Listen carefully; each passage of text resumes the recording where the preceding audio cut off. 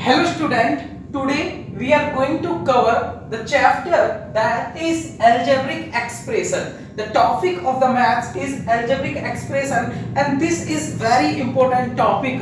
Okay, you will study this chapter in your 7th class and 8th class. In your 9th class, you will learn the new chapter known as the polynomial. I will tell you what is the polynomial and what is the difference between the algebraic expression and the polynomial. And in your 10th class, you will cover the polynomial chapter. So this chapter, if you don't know about this chapter, algebraic expression, you will not be able to know about the polynomial. Okay, so first of all you have to cover this chapter, algebraic expression. Okay student, and this algebraic expression will also help you in different exams, like if you want to crack your HTET, CTET or REET for your REET exam also, and different teaching exam as well as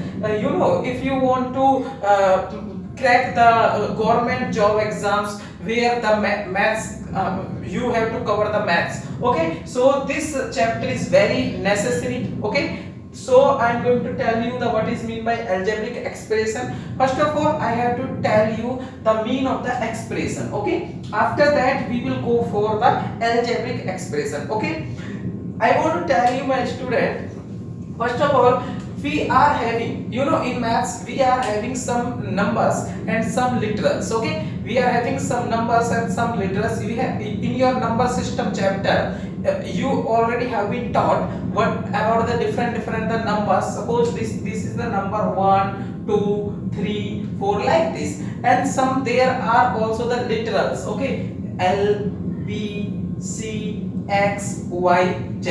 In algebra, okay, in arithmetic you are studying about the numbers, but in algebra you are studying the variables. Okay, you are studying the variables, and with the combination of these constant and the variables, expression are formed with the four basic operation. I will tell you one by one. Okay, somewhere you might be thinking what Ravinder sir is saying, so I want to tell you what actually I want to say. Okay, first of all I want to tell you, my guys, you have to understand what is mean by the constant. Okay, constant. So my dear student, constant. Okay, and second is variable. Okay, so you must know about the constant. Constant are those whose value is fixed. ठीक है, constant वो numbers होते हैं जिनकी value fix होती है, जो change नहीं होती. ठीक है, कांस्टेंट एज ए कहा गया. कांस्टेंट की हिंदी जो होती है वो होती है स्थिर. क्या होती है?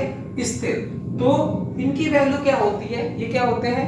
दो प्रकार के होते हैं. जैसे इसमें हिंदी में अगर आप पढ़ोगे तो चर, अचर.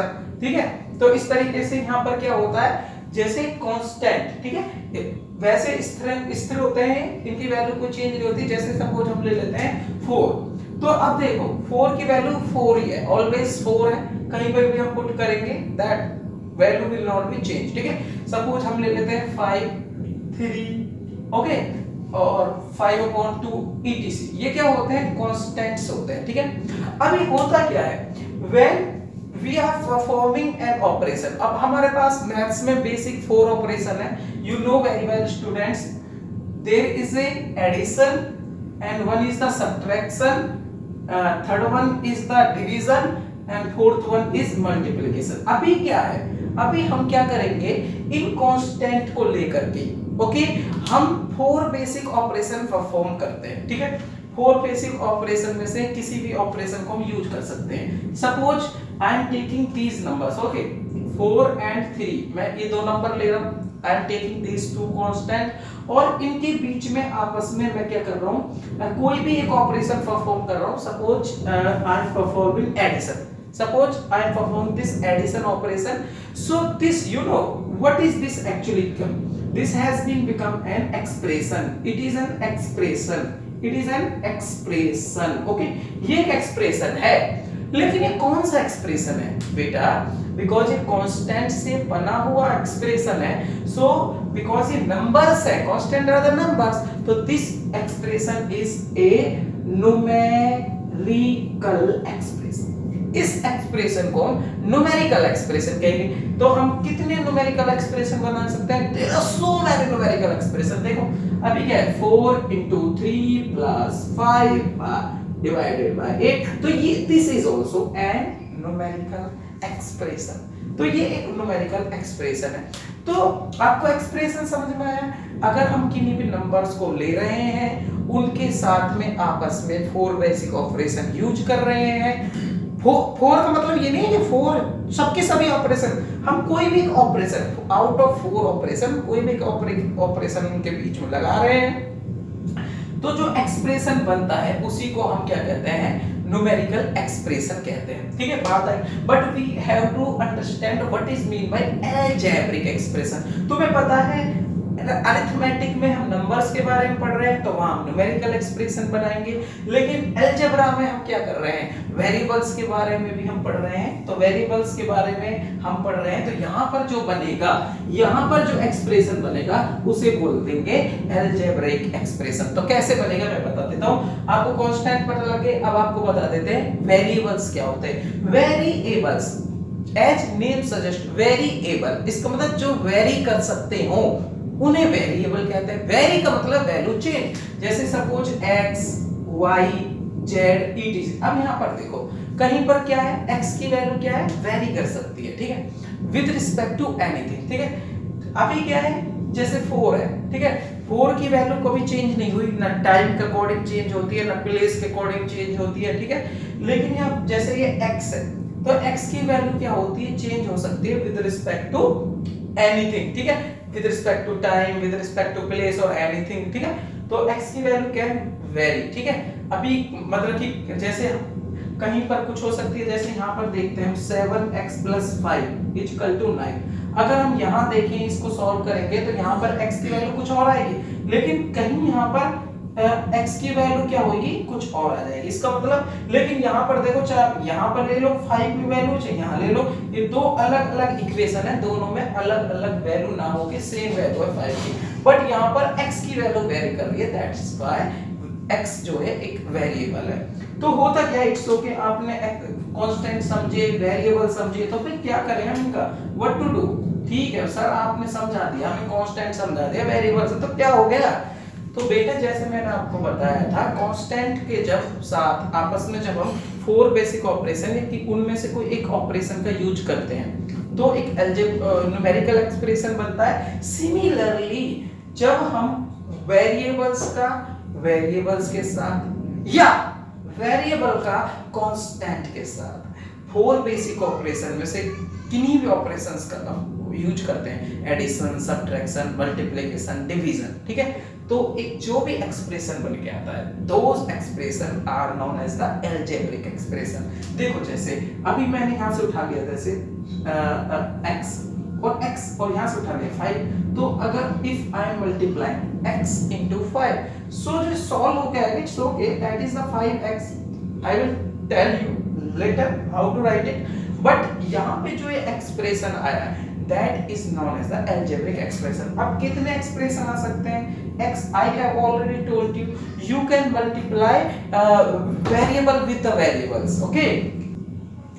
तो बेटा देखो ये 5x है, तो एक प्रकार का that is known as the algebraic expression। तो हम क्या कर रहे थे, मैं आपको बता रहा था x into, मैं क्या कर सकता हूँ? x into x कर सकता हूँ, x into y कर सकता हूँ, not only into x plus y कर सकता हूँ, x plus y plus 5 into z, और so many expressions हम बना सकते हैं। तो these expressions are known as algebraic expression। देखो भाई सिंपल सी बात है, अगर कांस्टेंट में कांस्टेंट के साथ ऑपरेशन होएगा तो न्यूमेरिकल एक्सप्रेशन है, लेकिन वेरिएबल में वेरिएबल के साथ या वेरिएबल में कांस्टेंट के साथ कोई ऑपरेशन आएगा तब भी वो एक अलजेब्रिक एक्सप्रेशन है। आई थिंक आपको अलजेब्रिक एक्सप्रेशन समझ में आ गए होंगे, लेकिन आपने देखा होगा यहाँ पर इतना छोटा सा अलजेब्रिक एक्सप्रेशन है, यहाँ पे इतना बड़ा अलजेब्रिक एक्सप्रेशन है, ठीक है, यहाँ पर भी ऐसा अलजेब्रिक एक्सप्रेशन है। तो यहाँ बहुत प्रकार के अलजेब्रिक एक्सप्रेशन हो सकते हैं, तो मैं आपको वन बाय वन बताऊंगा। ठीक है, इसमें जो काम किए थे वो मैंने आपको बता दिए हैं। ठीक है, तो यहाँ पर एक और बात आती है, ये कांस्टेंट है, वेरिएबल है। एक और बात आती है, लिटरल्स की बात आती है। Okay, literals. ठीक है, तो लिटरल्स क्या है मैं बता देता हूँ। कुछ ऐसे क्या होते हैं, वेरिएबल्स होते हैं, कुछ ऐसे मतलब कि साइंस होते हैं, ठीक है, जिनको हम at the place of the constant use करते हैं। कांस्टेंट की जगह पर हम यूज करते हैं, जैसे ए बी सी। क्योंकि देखो, जैसे मान लो हम क्या करेंगे, आगे एक एक्सप्रेशन को रिप्रेजेंट करेंगे, है ना, जैसे किसी भी पॉलिनोमियल को रिप्रेजेंट करेंगे, क्वाड्रेटिक पॉलिनोमियल को, तो हम ऐसे कर देते हैं, it should be in the form of ax² + bx + c, है ना। हम इस तरह, तो इसका मतलब इट्स ओके कि ये तो वेरिएबल है, लेकिन आप ये भी तो कह सकते हो sir these are also the variable, a b c, कोई 1 2 3 तो है नहीं। तो बेटा जब बट दीज, इनकी जगह पे क्या होगा, कोई कांस्टेंट वैल्यू ही आती है, तो these are known as the literals, इन्हें हम लिटरल्स कहेंगे। ठीक है, I think you have got it. उसके बाद आपने अलजेब्रिक एक्सप्रेशन आपने पढ़ ली। हमें डेफिनेशन लिखने से मतलब नहीं है, हमें समझने से मतलब है, क्योंकि जो आप एग्जाम में करोगे समझ के क्या आए हो उससे होगा, ना कि आपने लिख कितनी बार ली डेफिनेशन, उससे कुछ नहीं होने वाला। तो यहाँ पे समझने पे ध्यान दो। ठीक है बेटा, तो इसमें हम क्या करने वाले हैं तुम समझो। जैसे अभी क्या होता है, कोई भी अलजेब्रिक एक्सप्रेशन होती है, ठीक है, तो जैसे मैं एक अलजेब्रिक एक्सप्रेशन लिख देता हूँ, 5x² + 7y / p + 3q² whatever I want to write। Okay, मान लो this is an algebraic expression. Okay, तो ये एक अलजेब्रिक एक्सप्रेशन है। ठीक है, इसमें डिफरेंट ऑपरेशंस है। देखो बेटा, यहाँ पर 5 है और x² है, इन दोनों के बीच में मल्टीप्लिकेशन है। और सच बात बताऊं तो यहाँ पर भी x और x के बीच में भी मल्टीप्लाई है। ठीक है, यहाँ पर 7 और y का प्रोडक्ट है और अपॉन में p, इसका मतलब यहाँ मल्टीप्लिकेशन है, यहाँ डिवीजन। तो इसका मतलब यहाँ पर डिफरेंट ऑपरेशंस हैं। लेकिन मैं आपको बता देता हूँ, यहाँ पर क्या होते हैं बेटा, ये जो वेरिएबल्स हैं, सब ध्यान से देखो, ये जो वेरिएबल्स हैं आपको दिख रहा है, एक वेरिएबल है, यहाँ पर एक वेरिएबल है। ठीक है, मैं बता रहा हूँ जो वेरिएबल के आगे, ठीक है बेटा, जो मल्टीप्लिकेशन में कांस्टेंट है, that is known as the coefficient of that variable. अगर हम पूछें इसमें कि x² का कोएफिशिएंट क्या है, what is the coefficient of x², तो सिंपल सी बात है, यू कैन से 5 है सर। ठीक है, अगर हम यहाँ बात करें कि q² का कोएफिशिएंट क्या है, तो यहाँ पर 3 is the coefficient of the qx²। तो कोएफिशिएंट समझ में आ गई आपको। अब बात करते हैं टर्म्स की। सबसे बड़ी बात है कोएफिशिएंट आपको समझ में आ गया। यहाँ बात करते हैं टर्म्स की। टर्म तो कैसे डिसाइड करेंगे, देखो टर्म्स का बहुत बड़ा खेल है। ठीक है, टर्म्स के आधार पे आपको बहुत फायदा मिलने वाला, बहुत ज्यादा सीखोगे आगे चल के। तो टर्म्स को कैसे, देखो बेटा, जो ये पॉलिनोमियल लिखा हुआ है, सॉरी, जो ये अलजेब्रिक एक्सप्रेशन लिखा हुआ है, okay, suppose this is an algebraic, तो यहाँ पर भी हम ऐसे लिख सकते हैं। ठीक है, ये एक अलजेब्रिक एक्सप्रेशन है। मैं डिफरेंट अलजेब्रिक एक्सप्रेशन बता देता हूँ आपको।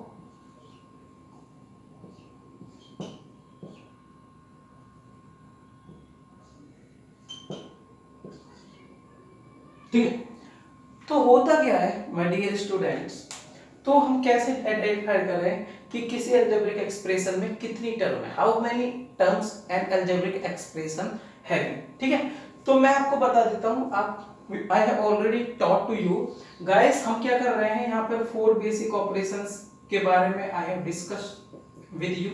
ठीक है, अभी क्या होता है, इन दो ऑपरेशंस के बारे में ध्यान से लो। ठीक है, तो प्लस और माइनस, कोई भी कोएफिशिएंट या कोई भी कांस्टेंट या कोई भी वेरिएबल, ठीक है, कोई भी कांस्टेंट या कोई भी वेरिएबल किसी भी एक्सप्रेशन में, ठीक है, किसी भी एक्सप्रेशन में is separated by the addition और सब्ट्रैक्शन।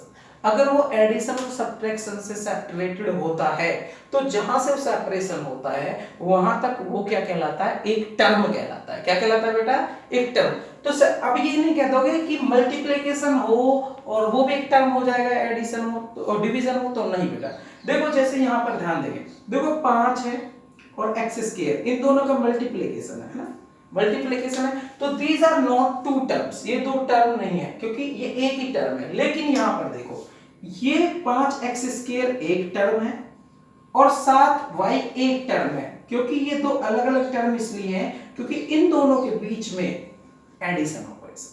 तो इसका मतलब जब आपको एडिशन या सब्ट्रैक्शन ऑपरेशन दिखे तभी आपको कहना है कि वो एक टर्म है, अदरवाइज वो टर्म नहीं है। तो यहां पर देखेंगे हम, देखो साइन देख लो, यहां पर एक साइन हो गए, यहाँ दो साइन हो गए, यहाँ तीन साइन हो गए। तो आप अगर देखें, पूछ सकते हैं कितनी इसमें टर्म है, तो सिंपल सी बात है, ये यहाँ, क्योंकि मैंने कहा था जहां से स्टार्ट हुई और जहां जो साइन आया उससे पहले पहले यहां तक, तो this is your first term, again this is your second, this is your third and this is your fourth term. तो इसमें कितनी टर्म है, how many term are there, 4 term are there, ठीक है। अब यहां पर देखेंगे इसी प्रकार से, देखो यहां पर कोई ना तो एडिशन का साइन है ना ही कोई सब्ट्रैक्शन का साइन है, ठीक है, ठीक है, इट्स ओके। इसकी एडिशन का साइन है, प्लस होता है, वो एक अलग बात है, बट इनके बीच में कोई ऐसा ऑपरेशन नहीं है। तो यहाँ पर ये सिर्फ कितनी टर्म है बेटा, 1 टर्म है, ठीक है।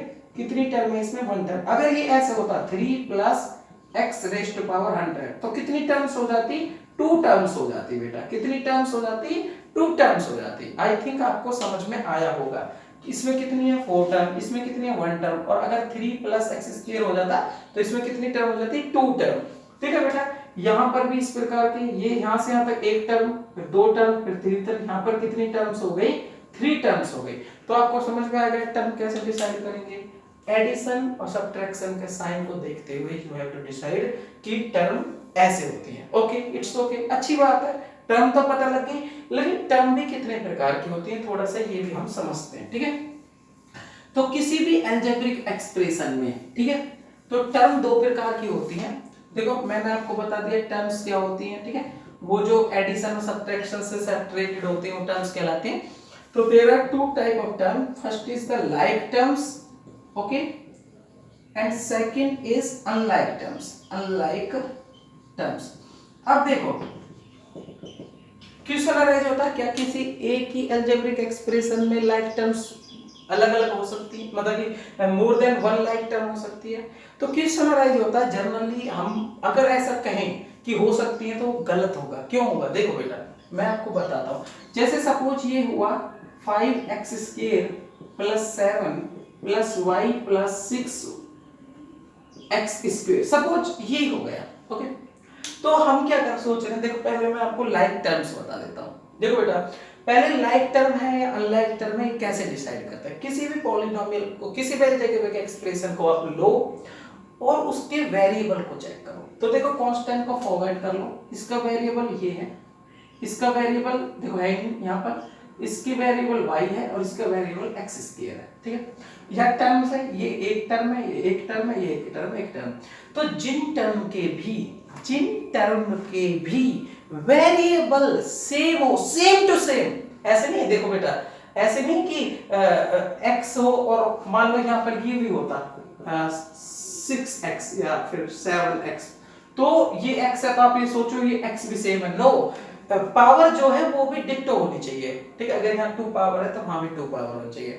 तो आप देखो यहाँ पर भी x² है, यहाँ पर भी x² है, तो ये जो टर्म है 5x² एंड 6x², ये जो टर्म है ये लाइक टर्म है। तो क्वेश्चन अराइज होता है क्या एक अलजेब्रिक एक्सप्रेशन में लाइक टर्म होती है, नहीं बेटा। देखो अगर अलजेब्रिक एक्सप्रेशन में लाइक टर्म होती तो सिंपल सी बात है 5x² + 6x² ऑलरेडी 11x² ऐसे होता, ठीक है। तो इसका मतलब हमें लाइक और अनलाइक कहा जाता। और बात रही अनलाइक टर्म्स की, तो अनलाइक टर्म सिंपल सी बात है, जिनके भी वेरिएबल सेम ना आए वो अनलाइक टर्म्स है। देखो अगर हम इसके साथ किसी अनलाइक टर्म को ढूंढना चाहें तो ये भी, इसके साथ ये भी, इसके साथ ये भी, तो ये सारी क्या है, अनलाइक टर्म्स है। I think you have got it. अभी मैं थोड़ा सा एग्जांपल से बताता हूं आपको। तो क्वेश्चन अराइज होता है कि हमें लाइक टर्म्स और अनलाइक टर्म्स की जरूरत क्या पड़ी हुई, what is need of that. तो बेटा मैं आपको बता देता हूं, जब भी हम 4 बेसिक ऑपरेशन में से 2 बेसिक ऑपरेशन करेंगे, एडिशन एंड सब्ट्रैक्शन, ठीक है। एडिशन और सब्ट्रैक्शन तभी कर सकते हैं जब टर्म लाइक हो, मान लो हम दो एल्जेब्रिक एक्सप्रेशन गिवन है और हम उनको ऐड करना चाहते हैं। सपोज मेरे पास एक एल्जेब्रिक एक्सप्रेशन गिवन है 3x² + 5x + 7y, एक एल्जेब्रिक एक्सप्रेशन है, और दूसरा एल्जेब्रिक एक्सप्रेशन है 2x² + 2y + 9। ओके, सो हमें ये दोनों ऐड करने हैं। Suppose we have to add these two algebraic expression. तो इनका ऐड कैसे होगा? इनका ऐड क्या होगा? जो लाइक टर्म्स है, if we are going to add these, तो हम इनको ऐड किस तरीके से करेंगे? जो लाइक टर्म्स हैं, ठीक है, उनका हम एडिशन कर सकते हैं, ठीक है। और उनका एडिशन किससे होगा? जैसे ये है 3x², ओके बेटा, तो 3x² के नीचे 2x² आ जाएगा, ओके, 5x, लेकिन यहाँ कोई x तो है नहीं, तो इसके नीचे हम लिखेंगे नहीं, इसको छोड़ देंगे। ये 7y है, तो यहाँ पर हम 2y लिख लेते हैं, और वो और 9 और भी अलग चला जाएगा। तो इसका मतलब क्या होगा? जो लाइक टर्म्स हैं उनको हम एक दूसरे के नीचे ऊपर लिख देंगे, ठीक है, और जो अनलाइक टर्म है उन्हें हम सेपरेटली लिख देंगे। तो लाइक टर्म्स को हम ऐड कर देते हैं, तो कैसे करते हैं? जो वेरिएबल है, जो डिक्टो वेरिएबल, उसको एज इट इज लिख देते हैं, और कांस्टेंट को, अगर कांस्टेंट ऐड हो रहा है तो ऐड कर देंगे, सब्ट्रैक्ट हो रहा है तो सब्ट्रैक्ट। 3 + 2 = 5, तो हम लिख देंगे 5x² प्लस, लेकिन यहाँ पर कुछ नहीं हुआ, 5x प्लस 9y और प्लस 9, तो हम इस तरीके से ऐड करते हैं। इसका मतलब ये वाली टर्म और ये वाली टर्म, देखो बेटा, ये क्या थी? अनलाइक थी, ये ऐड नहीं हो सकती, इसलिए 5x अलग रख दिया, 9 अलग रख दिया। लेकिन ये वाली टर्म और ये वाली टर्म लाइक थी, इसलिए ऐड हो गई, इसलिए 9y हो गई। ये वाली और ये वाली लाइक टर्म है, इसलिए ये ऐड हो जाएंगे। तो एडिशन के लिए और सब्ट्रैक्शन के लिए लाइक टर्म और अनलाइक टर्म होनी जरूरी है, ठीक है। उसके बाद में इतना आपको अलजेब्रिक एक्सप्रेशन के बारे में पता लग गया, ठीक है। तो अब हम क्या करेंगे? टर्म की गिनती के अकॉर्डिंग, भाई हो सकता है किसी भी अलजेब्रिक एक्सप्रेशन में सो मैनी टर्म्स हो सकती हैं, ठीक है, सो मैनी टर्म्स हो सकती हैं, ठीक है। तो टर्म की काउंटिंग अगर करते हैं तो हम क्या कर सकते हैं? अगर एक टर्म है, ठीक है, अगर एक टर्म है तो उसको मोनोमियल कहेंगे, 2 टर्म है तो बाइनोमियल, 3 टर्म्स है ट्राइनोमियल, और ऐसे ही जब सो मेनी टर्म्स है, ठीक है, सो मेनी टर्म्स है तो उसको पॉलिनोमियल कह देंगे, ठीक है। तो नेक्स्ट वीडियो में हम क्या करेंगे? पॉलिनोमियल कवर करेंगे और फिर अच्छे से पॉलिनोमियल आपको बताया जाएगा।